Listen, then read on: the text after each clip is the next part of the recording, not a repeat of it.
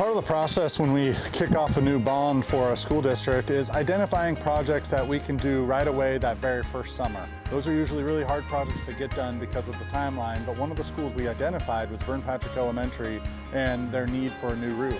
The school was built in 1995 and it has not been re-roofed. So you basically had 30 years out of a 20-year roof. So it was in desperate need. So it's one we targeted early on and said, okay, we could get that done the first summer. So, we put out RFPs for the school. We hired a roofing contractor to get up there and start tearing off the roof. A pretty simple process for this school. Underneath the shingles was in relatively good condition, so it's just a matter of peeling off the old shingles and reinstalling new shingles. And part of that process too is replacing all the gutters. There are some beat up, worn out gutter systems around the building, so we went ahead and replaced those as well.